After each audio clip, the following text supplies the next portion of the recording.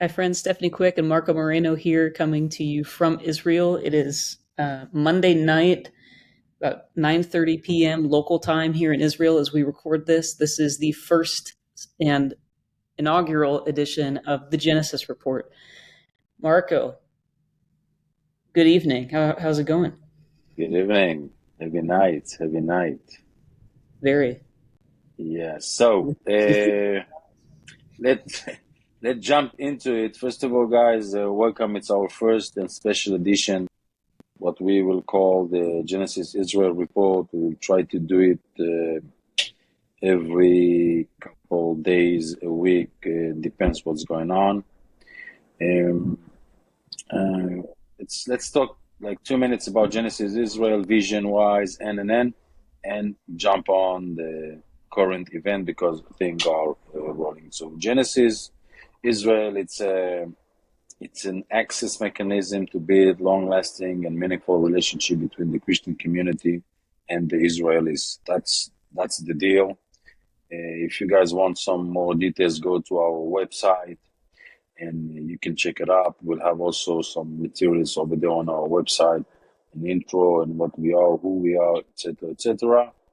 And that's the thing. Now we have to talk what's going on in Israel. Mm. So let's start from what's going on just now and go back a little bit.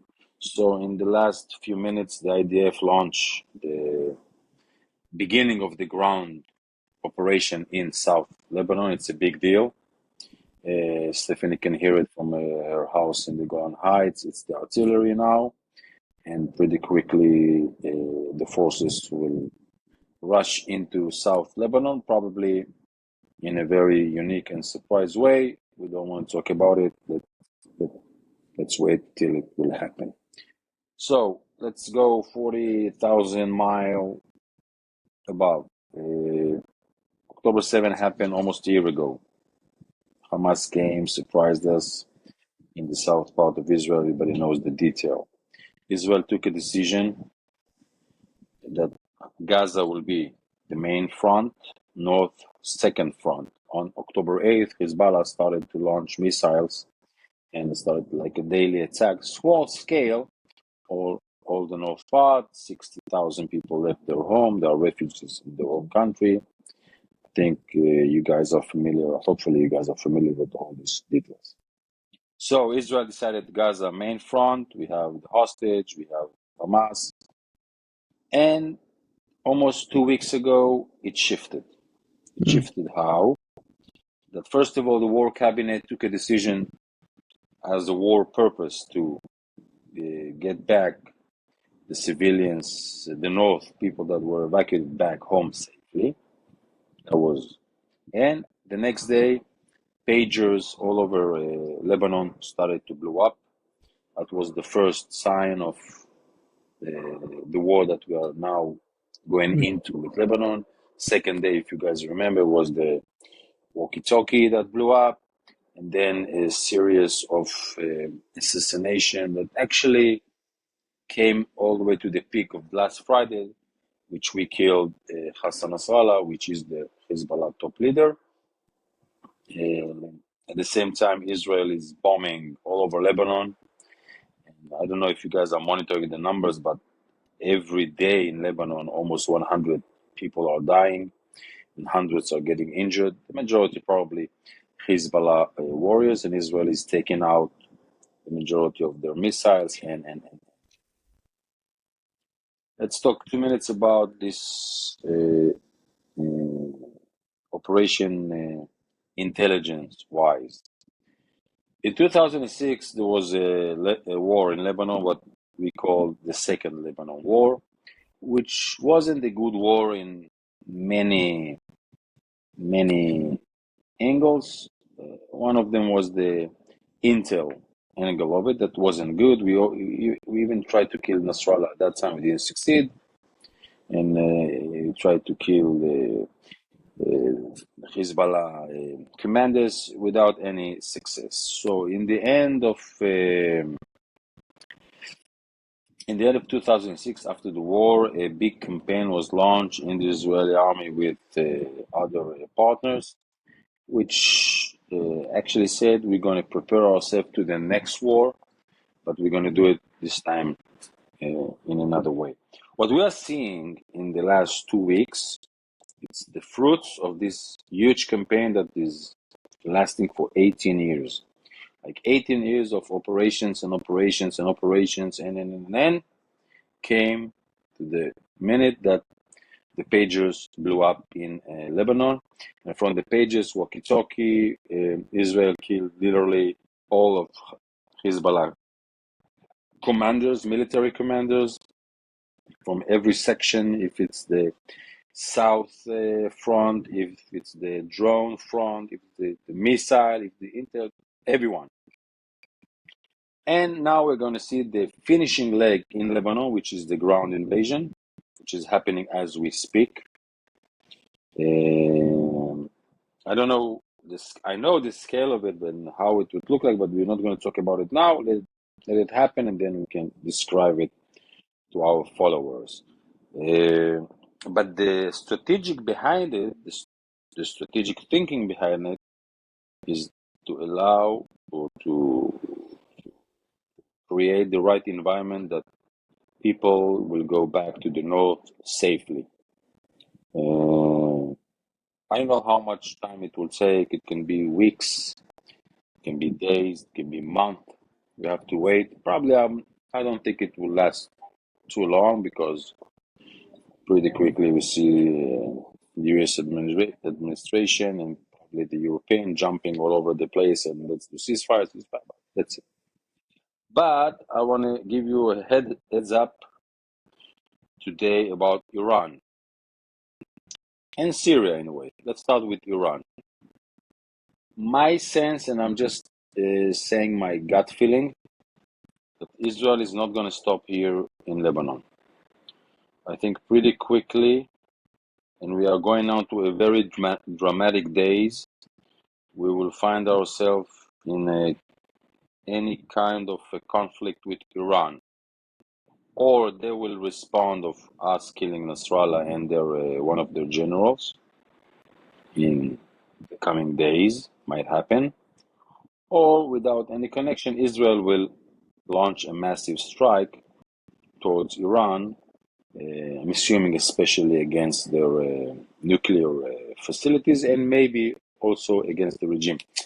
So what I'm trying to describe you guys, that we are in a very historic time, a very historic and dramatic time.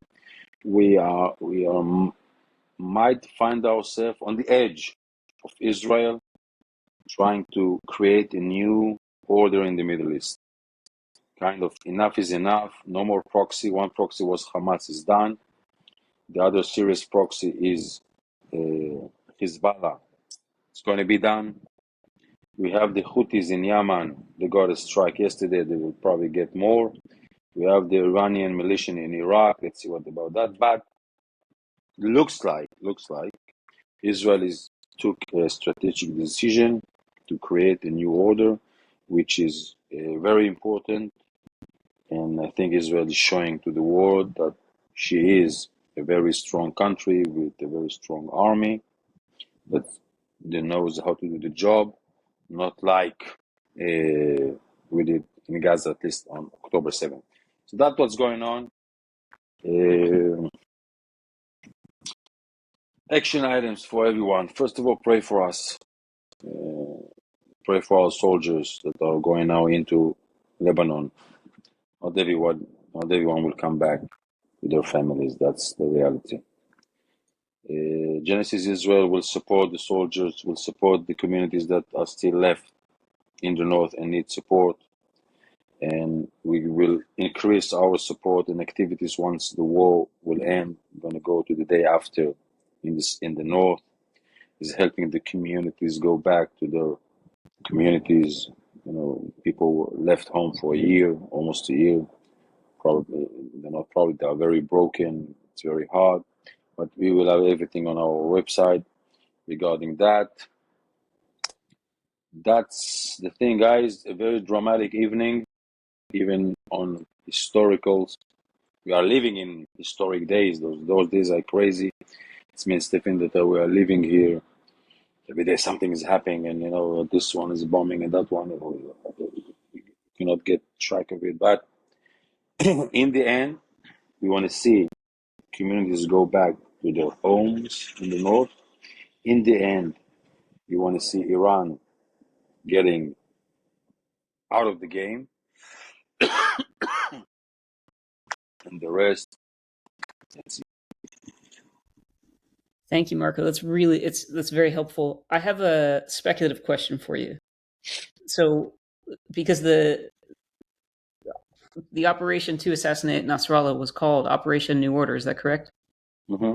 So, I know that there's a lot of variables. Things could probably go a number of ways, but as you like look to the horizon of the future, what would a a good new order look like? What are you hoping for right now? A new order should start with Iran, Hmm. because I really think that Iran, it's the beating heart of all this problem. Mm-hmm. They, for years, as a strategy, built proxies around us: Hamas, Hezbollah, Iranian militias in Syria, Iraq, the Houthis, and the West Bank also. Mm-hmm. So, in a way, a new order without striking, even not eliminating the Iranian regime, it's not a victory. So, no matter what we do in Lebanon and Syria and Gaza, Right. if we are not going to deal with Iran, and I think we have a strategic opportunity to do it. We are in a strategic window here Mm-hmm. because the elections in the US are around the corner, because half of the American army is here in the Middle East, Mm-hmm. because the Israeli population is ready to even pay the price of it. Mm-hmm. That's the time. The Israeli army is, boots on the ground. Everybody is ready. If we're not going to do it now, we lost a strategic opportunity that I really cannot see when it can happen again. Mm-hmm. And I think it would cost not only Israel, but I think the world quite a bit because, um, I've said in a past conversation that we've had, I think in the same way that the world can rightfully and should rightfully thank the Kurds for stopping ISIS, though it did take a coalition and a number of work, the Kurds are still the bulwark in their region.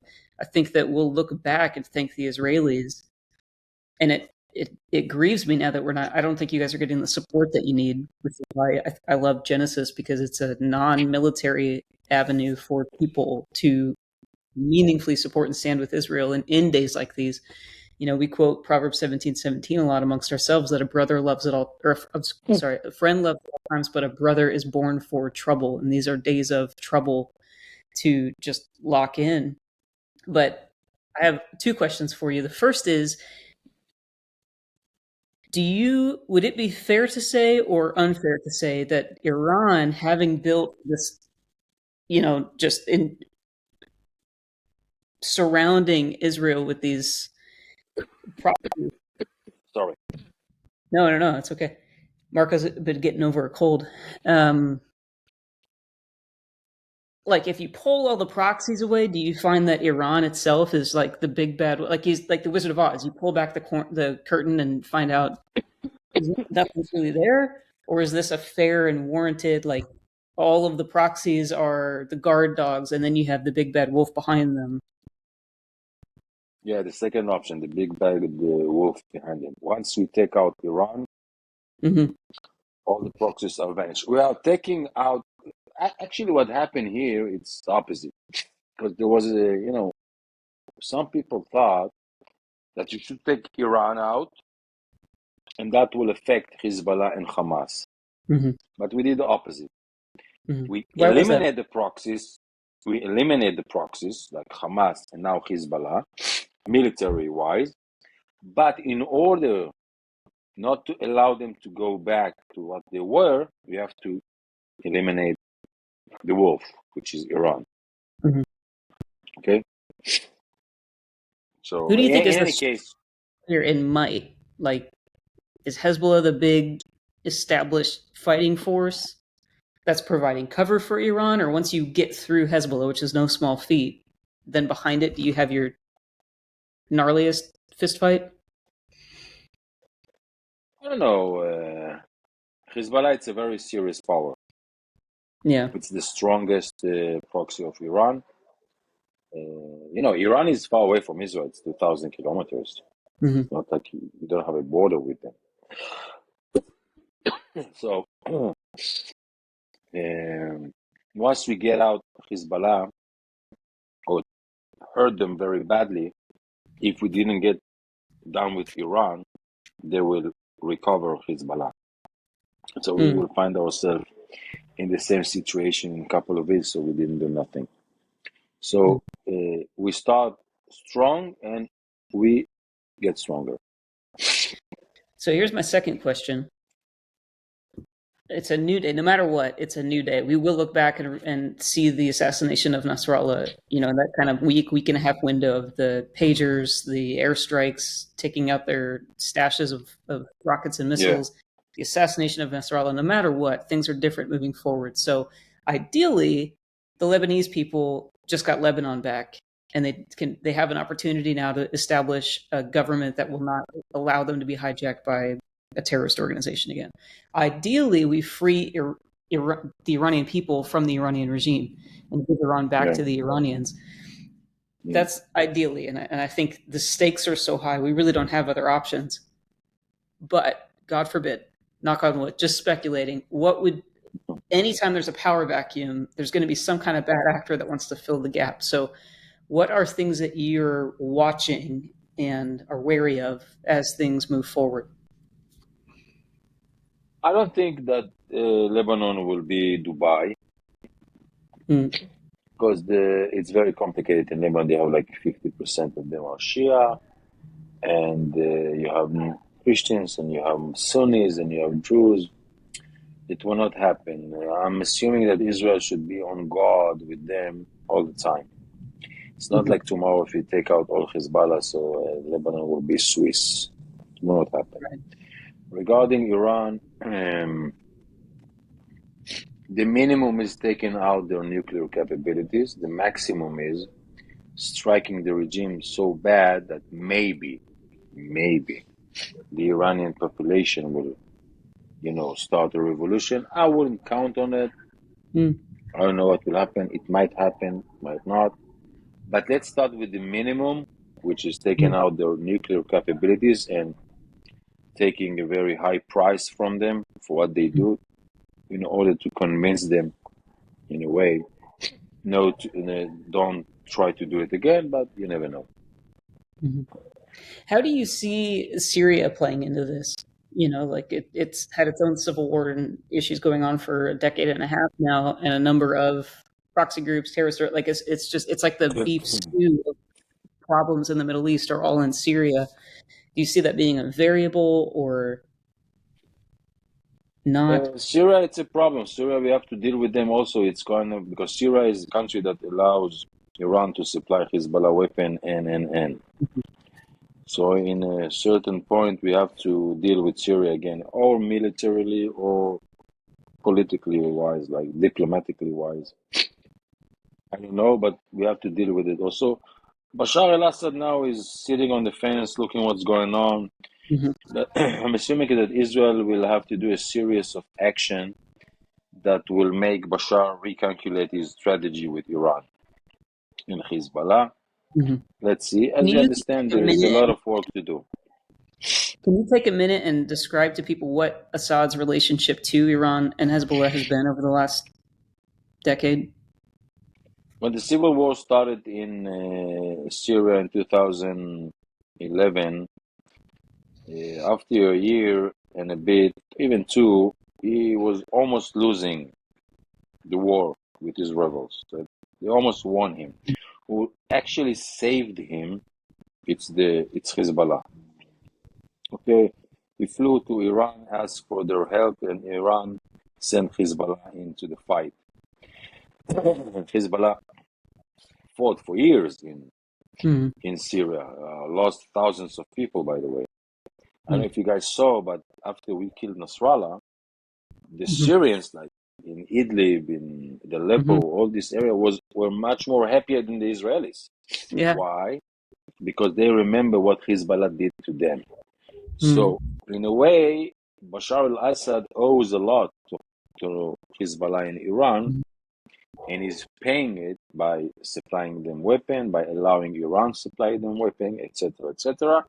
We should use what's going on now to make him rethought his, strategy with them. Why would he have gone to Iran for help? Because the Bashar al-Assad represent the Alawis. Alawis are kind of Shia. Okay, they're much more closer to the Shia, so it's like a Shia thing. It's a religious thing. So Iran could back up Assad and build a land bridge from Iran proper all the way to the Mediterranean Sea without having any kind of... And Iran used it, and Iran, Qasem Soleimani, he used it to his own purpose also to have a proxy against Israel from Syria. And supply his major proxy. Well, I have to say, I've been just even this year kind of looking around at the borders thinking, how in the world did it get this bad? And why were these groups allowed to foment and dig in and build all of this infrastructure? And maybe on one hand, it kept them all busy, but I've just been thinking, in the U.S., we have a proverb from Abraham Lincoln, and he said, if I've got 5 hours to chop down a tree, I'm going to spend 4 hours sharpening my axe. And it seems like you've had 18, 20 years sharpening your axe. So yeah, that's what's going on. Any case, pray for us. Dramatic days, Lebanon, Iran. Let's see what's going on. We'll keep you updated, guys. We love you all. First, Genesis Israel, Instagram, TikTok, so we'll have Twitter. the website and the social media accounts here underneath the video.